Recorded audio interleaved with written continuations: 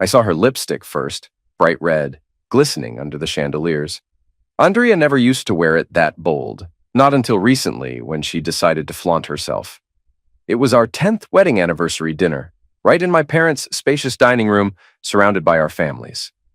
Her mother perched at Andrea's side, shoulders stiff, eyes scanning the place as if searching for any misstep I might make. My mother fussed over the roast, and the rest of my relatives chattered politely. Tension crackled in the air. "Don't move the napkins," Andrea snapped, adjusting them to her aesthetic preference. "I'm trying to make sure everything is perfect," I forced a grin. "It already is perfect, Andrea," I murmured, not wanting to argue before we even took our seats. She huffed, rolling her eyes as though I was too dense to see that nothing was perfect. This dinner was her idea, or so I'd thought. "We need a big family gathering to celebrate," she'd insisted, flashing her mother a secretive smile. I suspected they had some plan brewing, but I never guessed how far it would go. Her mother, Linda, wore a smug little smirk, sipping her wine. "You know, Andrea," she said, loud enough for everyone, "sometimes you have to shake things up to keep marriage interesting. Don't let him keep you in a cage." I stiffened. That was Linda's usual insinuation, that I was a controlling husband, a tyrant who caged her precious daughter. "I don't keep her in a cage," I said, forcing a laugh. "She comes and goes as she pleases." Andrea's sister, Madison, grinned like a cat. "So is that why you two still don't have another kid? Because she's too busy with her own life, or you're too busy with yours?" A low blow, considering we had only one child, a daughter named Liz. I swallowed my retort, glancing at my father, who cut his steak and pretended nothing was happening. He hated drama and rarely spoke out against Linda's barbs, thinking it best not to stir the pot. The meal progressed in fits and starts. Forks clinked, occasional forced laughter broke out, but underlying tension never eased. At some point, Andrea and Linda exchanged a nod as if deciding this was the perfect moment to detonate a bomb. When the chocolate cake arrived, Andrea stood up, glass in hand. "I have an announcement." She flicked a glance at me, her red lipstick curving into a cold smile. "I hope you'll all support my decision." My mother set the cake knife down, brow furrowed. "What decision, dear?" Andrea tilted her head, shining with arrogance. "I've realized something. For years, I've felt stifled, underappreciated. Rob," she gestured at me with undisguised disdain, "he doesn't fulfill my needs, emotionally or otherwise." My jaw twitched, but I kept silent. She had a flair for drama, but announcing marital woes at an anniversary dinner in front of both families was a new low. The hush around the table was absolute. Linda's smug face brightened as though proud of her daughter's audacity. Andrea lifted her chin. "I've decided I want an open marriage. I want to see other men. I'm not divorcing you, Rob, but I need freedom to explore." She paused, letting the shock settle over the room. "You owe me that much for the neglect I've endured." My mother's eyes widened in horror. My father choked on his drink. Linda reached out, patting Andrea's arm. "Yes, dear, that's very brave of you," she said loudly. "Don't let him keep you from your happiness." I felt my cheeks burn. "Have you lost your mind?" I muttered, trying to keep my composure. "This is how you celebrate our anniversary? By telling our families you want other men?" She shrugged, her expression unapologetic. "I waited for you to give me what I needed. I tried subtlety, Rob, but you never noticed. So here we are, laying the truth out. At least now you can't ignore me." Linda clucked her tongue. "See? He always ignores you. Told you so, Andrea." My mother finally found her voice. "Andrea, sweetie, this is, an open marriage? That's such a personal matter. Are you sure you want to discuss it in front of everyone?" Andrea shot her a dismissive glare.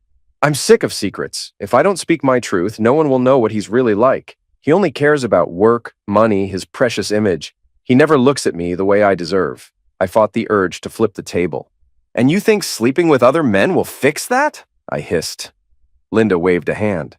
"Oh, hush, Rob. You brought this on yourself. If you'd paid attention to her, she wouldn't be looking elsewhere." My father cleared his throat. "This is not the time or place," he said gently, trying to diffuse the tension. But Andrea refused to be silenced. "I'm done with the old rules. I want an open relationship," she repeated, her tone cold. "And if you don't like it, then maybe you should leave." I clenched my fists. "Maybe I will." Her sister, Madison, sipped her wine, eyes dancing with cruel amusement. Well, this dinner just got interesting. My mother shot me a pleading look, silently urging me to calm down. But I'd had enough. Andrea was humiliating me in front of everyone, unveiling her plan to whore herself out. Yes, that was the bitter word flashing through my mind, and expecting me to just nod and smile. Are you proud of yourself? I asked, standing so quickly my chair scraped the floor. You wanted a scene, Andrea. Congratulations, you've got it. She sipped her drink, unruffled. Don't act like the victim, Rob. You've neglected me for years. I deserve attention, Linda interjected. He's always been self-absorbed. Andrea, you do what you need to do. I'll support you. That was it. I looked around the table at my parents' horrified faces, at Andrea's triumphant smirk, Linda's smug nod, and I snapped. Fine. Enjoy your openness. I'm done. I marched out, ignoring my mother's protest, ignoring everyone else's shocked silence. My car keys jingled in my pocket, and I drove off into the night. Fury surged in my veins, mixing with a sickening sense of betrayal. She'd turned our anniversary into a carnival of humiliation. She wanted me to stay and watch her with other men. Hell no. That night, I didn't come home. I slept in my car in a random parking lot, mind churning with rage and confusion. By sunrise, I'd made a decision. I was filing for divorce. If she wanted an open marriage, she could have it, on her own. I called my lawyer, an old friend named Marcus, the next morning. I want out, I said, voice still hoarse from lack of sleep. She humiliated me in front of my family, says she wants multiple lovers. I'm done. He sighed. That's rough, man. Let's get the paperwork started. Are you sure you don't want to talk it out first? Talk? I nearly laughed. She blindsided me at a family dinner. She thinks she can do better. Let her try. We discussed assets. We had a house, joint accounts, a single daughter, Liz, who was currently in college. She was 19, living on campus. My mind reeled at how Liz would take the news of her mother's meltdown. But for now, I focused on the legal angle. Meanwhile, Andrea's texts poured in, a mix of arrogance and anger. You ran out like a coward. Typical. If you ever loved me, you'd understand my needs. Don't you dare file for divorce, you'll regret it. I ignored them, letting my phone buzz until it died. She threatened to ruin me socially, but I doubted she had any real power beyond Linda's meddling. On the third day, I swung by the house to grab clothes. She was there, waiting with her mother. Linda folded her arms, glaring. Look who decided to crawl back. Andrea leaned against the wall, drumming her manicured nails. You done sulking? Sulking, I repeated, my voice cold. I'm done with you, Andrea. I'm filing for divorce, she scoffed. Over a little request for freedom? Grow up, Linda prodded. He's always been too stiff, dear. Don't worry, we'll handle him. I bristled. No, you won't. I'm leaving, and so help me God, I'll see you in court if you try anything. Andrea smirked, crossing her arms under her chest. You think you can threaten me? It's our house, too. We both put money into it. I didn't dignify that with a response. I just marched to the bedroom, grabbed my suitcase, and stormed out. Linda called after me. You never gave her the love she deserved. This is your fault. I didn't look back. Weeks passed, an agonizing limbo of legal forms and stifled fury. Andrea posted pictures of herself out clubbing, draped over men with questionable looks. Linda bragged to neighbors that her daughter was finally free of that controlling jerk. My parents were mortified. My father told me not to stoop to their level, and I tried to take his advice. But inside, I seethed. Andrea had turned a once-loving marriage into a spectacle. I knew I had flaws. I worked too much, wasn't always attentive. But no matter how I replayed it, her solution, publicly announcing she wanted other men, felt like a knife in the back. Our daughter, Liz, called me from college, confused. Dad, Mom says you're divorcing her because she wanted to expand your horizons? She's making it sound like you're the bad guy. I sighed, rubbing my temples. Liz, your mother blindsided me in front of everyone, demanded an open marriage. I have no interest in that. She let out a slow exhale. That's so weird. She never hinted at that to me. Are you sure you can't forgive her? My voice turned sharp. Forgive her for humiliating me? For insisting she'll sleep around and I should just accept it? Liz hesitated. I'm not taking sides, Dad. I just hope you handle it calmly. Mom's letting Grandma Linda hype this up. I clenched my jaw. Linda's meddling was toxic. Stay out of it, Liz. Focus on school. This is between me and your mother. Liz fell silent, then softly said, Okay, Dad, just don't do anything you'll regret. We hung up, and I tried to bury myself in work. Nights bled into each other, and each day I inched closer to finalizing the divorce. There was no way I'd remain shackled to Andrea's twisted fantasies. A pivotal moment came when my lawyer asked if I had reason to suspect infidelity prior to her open marriage declaration. and I admitted I didn't have hard evidence, but I was sure something was off. She'd been too eager, too sudden, but it hardly mattered.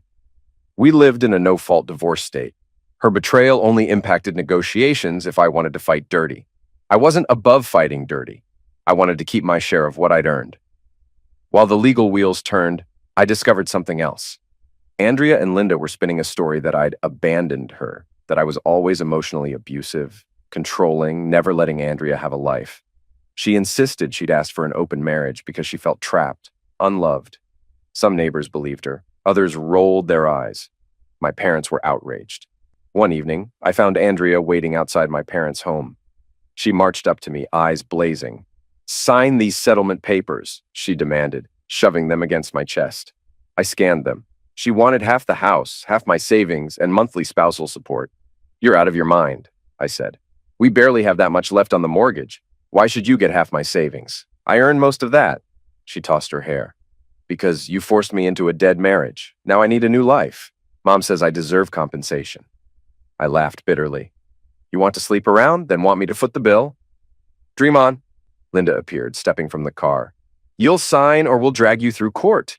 You neglected her. She gave you everything and you gave her nothing." I stared, anger flaring in my chest. "You're insane, both of you." Andrea's lips curled. "You always wanted to be the big man. Pay up or watch me tear your reputation to shreds." I shoved the papers back at her. "See you in court, Andrea," she glared, snatching them away. "Don't say I didn't warn you. You're making this ugly." I stepped inside, heart pounding. My mother, who'd overheard, placed a hand on my arm. "Stay calm, son. She's playing dirty." I forced a nod. "I won't let them take everything. I've worked too hard." The divorce hearing finally arrived. Andrea showed up in a sleek black dress, Linda right behind her. My lawyer and I sat grimly at one table. She recited her sob story about how she'd been neglected, starved for affection, forced to consider an open marriage as a last resort. Linda backed her up, calling me controlling, cruel. I ground my teeth, wanting to snap, but my lawyer spoke in a measured tone, reminding the court that Andrea's needs included humiliating me at a family gathering. That didn't exactly support her tale of desperation. In the end, the judge ruled we'd sell the house, split the proceeds, and finalize the divorce. I'd pay minimal spousal support for a short period, enough for Andrea to get on her feet. I felt it was more than she deserved, but at least she wasn't getting half my life savings. Linda shot me a venomous look as we filed out. Andrea flounced away, refusing to make eye contact. It should have been over. We were done, free from each other. But life had more twisted drama in store. Months passed. I moved into a small townhouse, minimal furniture. My days were quiet, work, gym, sleep. I refused to even think about dating. Liz visited occasionally, carefully avoiding mention of Andrea. I got the sense she was torn between love for her mother and exasperation at her mother's choices. I didn't pry. Then, out of nowhere, a call came from a number I didn't recognize. I answered and heard Andrea's voice, shaky, frantic. "Rob, I need money." My blood went cold. "You've got to be kidding." Her tone hardened. "It's serious. I need help with a medical treatment. It's an STD." She paused, breath hitching. "Look, I just need money. The insurance won't cover all of it, and Mom can't foot the bill right now." I barked a humorless laugh. "You're calling me because your promiscuity left you with an STD? And you think I'll pay for that?" She snapped. "Don't be cruel. You know how expensive these treatments are. I made mistakes, okay? I wasn't as careful as I should have been." A wave of disgust rolled through me. "So you sleep with half the city, catch something, and now expect me to fork over cash? Not a chance." She raised her voice. "You owe me. You neglected me for years, pushed me to find comfort elsewhere." I nearly crushed my phone in my grip. "I owe you nothing. We're divorced. You wanted to be free. You got it." Andrea let out a tremulous breath. "Fine, then watch me suffer, you heartless bastard. I thought you had a shred of decency." I scoffed. "Decency? Like announcing you wanted an open marriage at our anniversary dinner? That kind of decency?" She fell silent, then hung up. I stood there, heart pounding. The nerve of her. Did she think I'd forgotten how she humiliated me? That I'd swoop in like a savior for her nasty predicament? Not in this lifetime. But that wasn't the end. The next day, she showed up at my townhouse door, unannounced. She looked exhausted, dark circles under her eyes, hair disheveled. Linda hovered behind her, arms folded, face twisted with scorn. Andrea knocked hard. "Rob, Open up, she demanded. I cracked the door. What do you want? She tried to push past me. Let me in. We need to talk. I blocked the doorway. Talk about your STD? I already said no. Linda chimed in. You filth. You can't even help her when she's ill? You're an awful excuse for a man. I grit my teeth. I'm not paying for her mistakes. Andrea's eyes filled with tears. Crocodile tears, I thought. Just let me inside, she whispered. I'm not leaving until you do. Fed up, I opened the door fully, stepping back. 5 minutes, then get out. She walked in, scanning my bare living room. Linda followed, sneering at the sparse decor. This is where you live now? She said. Pathetic. I ignored her. What's so urgent? Andrea swallowed, lowering her gaze. I tested positive for an STD. My insurance covers some treatments, but not the full course. It's expensive. My mother can't take on the entire financial burden. Linda hissed. He's got money, he should pay. I stared at them, outraged. You want me to finance your mistakes? Andrea's cheeks flushed. I wouldn't ask unless it was serious. I folded my arms. Serious? Like that public humiliation you put me through? How serious was that? Her voice cracked. Fine. I know I messed up, but this is my health. You can't let me suffer. Linda pointed a bony finger at me. This is your fault. If you'd been a real husband, she never would have sought others. I let out a bitter laugh. You keep telling yourself that. Now both of you get out. Andrea's tears dried up instantly. So, you really won't help? Not a penny, I said flatly. She glared. You'll regret this. I doubt it. I opened the door and they stomped out. Andrea threw one last desperate glance over her shoulder, but I refused to bend. She wanted to be free. She got her wish. The following morning, I got a call from Liz. I answered, expecting a normal conversation, but her tone was tense. Dad, you have to help Mom. I pinched the bridge of my nose.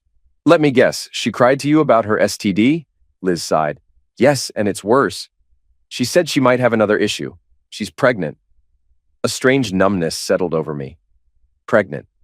Yes, Liz said. She claims it could be yours. I burst out laughing, a cold, mirthless sound. Mine? That's impossible! Liz's voice rose. She's convinced you slept together at some point during separation. I cut her off. We didn't. And even if we had, I had a vasectomy years ago, so that baby definitely isn't mine. Silence, then a soft, what? From Liz? I shrugged, even though she couldn't see me. I made that decision a while back, before all this chaos. Andrea doesn't know because we were drifting apart. I never told her, but I had a vasectomy after we had you. So if she's pregnant, I'm not the father. Liz sucked in a breath. Dad, are you sure? Yes, I said firmly. I have the paperwork, the tests, everything. It's not reversible on its own. She's lying or deluding herself. Liz exhaled shakily. Then Dad, she's losing it. She's telling me you have to come back to her, that you owe her this. She keeps insisting the baby is yours. A spark of fury shot through me. She can insist all she wants. I know the truth. Liz mumbled something unintelligible, then, so you're not helping her at all? I grimaced. Liz, she humiliated me, demanded an open marriage, left me with a mountain of legal nonsense, and now claims a baby is mine when it's not. She wants money for an STD? That's on her.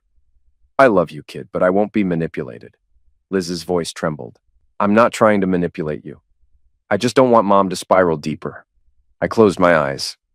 That's her choice. I'm done. Let her see that the path she took leads to consequences.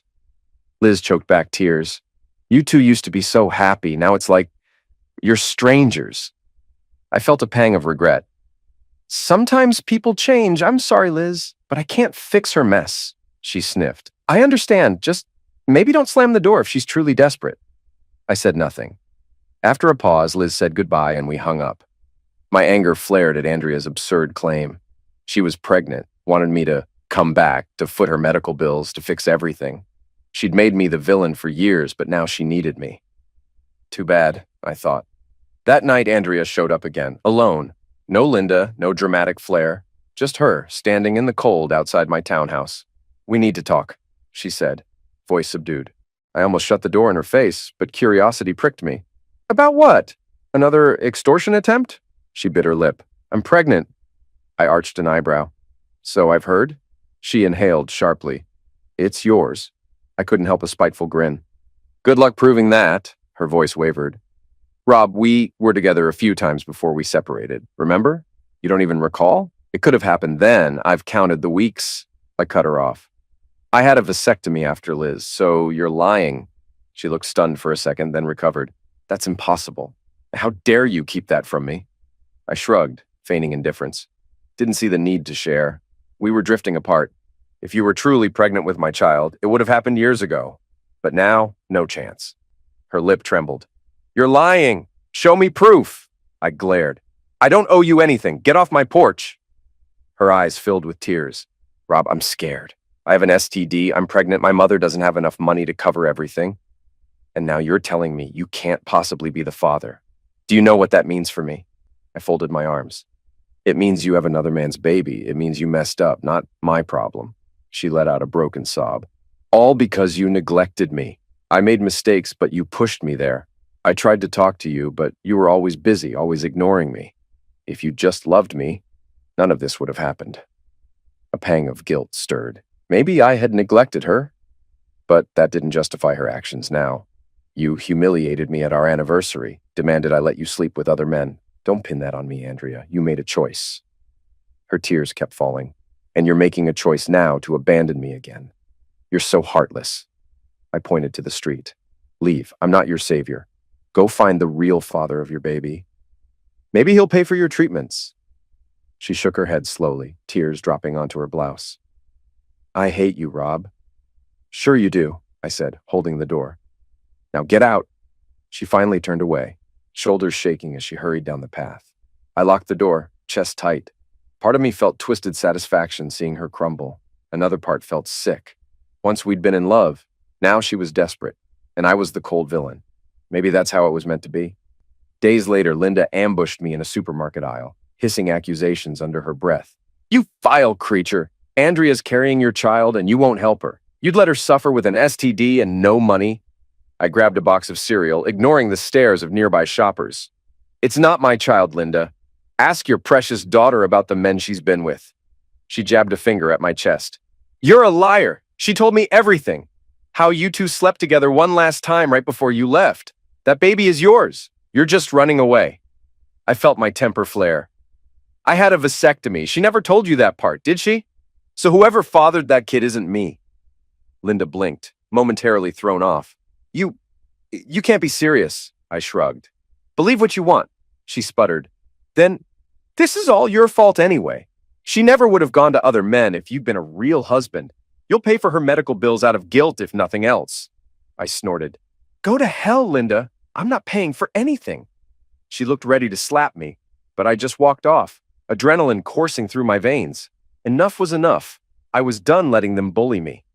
My daughter called again, tense. Dad, Grandma Linda says you're refusing to help Mom and it's your baby. She's lying, isn't she? Because you said you had a vasectomy. I'm confused. I sighed. Yes, she's lying. Don't get dragged into their mess, Liz. Focus on your life. She sounded on the verge of tears. I wish none of this was happening. Mom's crying all the time. Grandma is fuming. You're shutting everyone out. I'm stuck in the middle. I softened. I'm sorry, Liz. But your mom made her bed. I can't fix that. She can't blame me for her poor choices.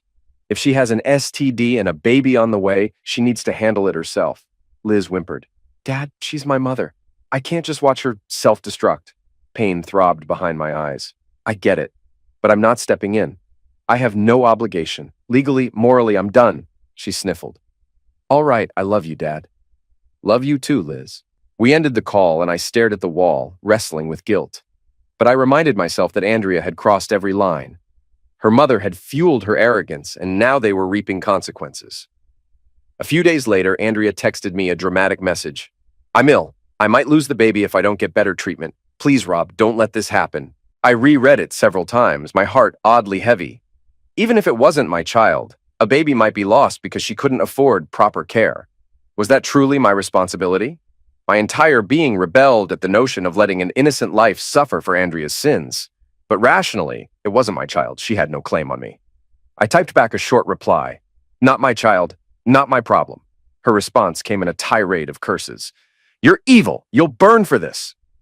I turned my phone off, refusing to engage. One chilly night, I returned from work to find Andrea slumped on the doorstep, shivering. She looked pale, exhausted. My first instinct was to step over her, but a spark of concern made me pause. Andrea? What are you doing here? She glanced up, lips cracked. I have nowhere else to go. Mom had to leave town to handle some relative's crisis. I'm alone, short on money, and I don't feel well. Fever. My next appointment is in 2 days, and I can't even afford a motel. I clenched my jaw. So you thought you'd camp on my doorstep? She gave a weak shrug. I had nowhere else. The father, whoever he is, won't answer my calls. A pang of pity coursed through me, but I forced it down. You have friends, don't you? All those guys you flirted with? She let out a hollow laugh that turned into a cough. They vanish the moment you need real help. I looked up at the moonlight, exhaling. The old me might have helped her inside, given her a blanket, but we were past that. She'd made me the villain, ruined our life, then demanded I fix the fallout. You can't stay here, I said flatly. Her eyes widened with panic. You'd leave me out here? I'm pregnant, Rob. Sick. My resolve almost wavered. But then I recalled every humiliating moment she'd caused, telling my entire family she wanted other men, mocking me, demanding money. Yes, I said coldly. Now get up. She shuddered. I can barely stand. I grabbed my phone. I'll call you a cab. She flinched. I can't afford your problem, I cut in. You refuse to leave on your own. I'll call the cops. Her face twisted in despair. You heartless bastard, I hope you rot. I waved dismissively, stepping inside. Take care. She let out a scream of frustration, but eventually she staggered away, stumbling down the block. I shut the door, heart pounding. A storm of guilt and relief warred in my chest. I'd turned away a pregnant, sick woman, someone I'd once loved. But she was also the same person who'd humiliated me, insisted on an open marriage, demanded money for her self-inflicted troubles. My sympathy was limited. The final blow came 2 weeks later. I received a summons in the mail. Andrea was demanding a paternity test, claiming I was the father. She wanted child support. My lawyer laughed when I showed him the vasectomy proof. She's grasping at straws, he said. Show the court your medical records. That's it. So we did. We took the paternity test anyway, let the court see the negative result, provided proof of my vasectomy. Andrea's claim crumbled. The judge scolded her for wasting the court's time. She looked devastated, trembling as the result was read. Linda behind her glared daggers at me. Outside, she confronted me with tears in her eyes, voice thick with hatred. You always wanted to punish me, didn't you? Now you got your wish. I shrugged. You punished yourself. Linda spat. May you never know peace. You destroyed her life. I stared, unflinching. She destroyed ours first. Don't blame me for her reckless actions. Andrea stumbled back, pressing a hand to her stomach. Can't believe you'd do this. I loved you once. I shook my head. I loved you too, Andrea. But you threw it away the moment you announced you wanted an open marriage. Her eyes glistened. And you never asked why. You never cared. I cared, I said, bitterness coating my words, but I'm done now. Move on. She opened her mouth and closed it, tears spilling down her cheeks. With a final tortured sob, she turned away. Linda rushed to support her, shooting me one last venomous glare. I walked off, each step feeling heavier than the last, but also strangely liberating. We were finished, really finished, with no illusions left. If I was the villain, then so be it. She had a new life inside her, father unknown, an STD to treat, and no money from me. I felt relief knowing I'd no longer be pulled into her chaos. My daughter called that evening, voice trembling. Dad, I heard about the test. Mom's hysterical. Grandma's cursing your name. Are you okay? I let out a breath. I'm fine, Liz. It's over. I'm not the father. There's nothing else to say. She swallowed. Yeah, I guess not. I tried to soften. I'm sorry this all happened. I know you love your mother. She sniffled. I do, but I can't defend her anymore. She lied to me, tried to make me believe you were the bad guy. I'm upset with her, Dad. I closed my eyes.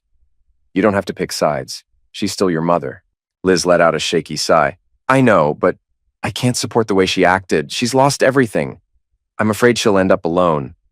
I didn't have a comforting answer. That's for her to figure out. Maybe she'll learn from this. Liz said a soft goodbye, and that was that. Weeks later, I heard from mutual acquaintances that Andrea moved out of the city, presumably to start fresh. She gave birth at some hospital far away. The baby survived, though rumors suggested Andrea's STD complicated things. She refused to say who the father was, and Linda eventually followed her. I never saw them again, nor did I check up on them. Our daughter sometimes mentioned her mother in passing, but never with much detail. I assumed Linda still ranted about me, blaming me for everything. Maybe Andrea still told sob stories about how I'd neglected her. I'd accepted my role as the villain in their eyes. But that was the final, sobering truth.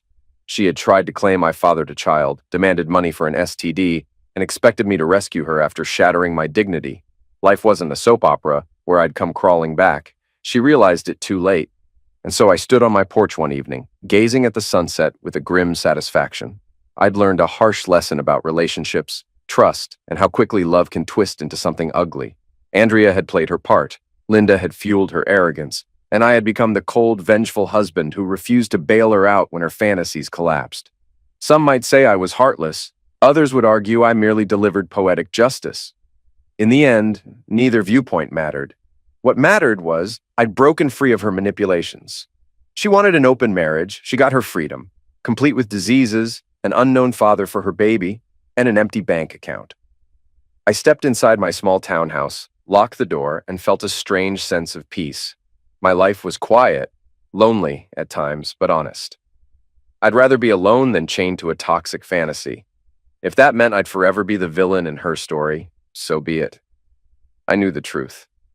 I'd loved her once, but she chose another path. Now she had to walk it alone, and if she ever tried to come crawling back again, demanding money, claiming ties that didn't exist, I'd do exactly what I'd done before, laugh at the absurdity and slam the door in her face. Because I made my choice too, and I wasn't looking back.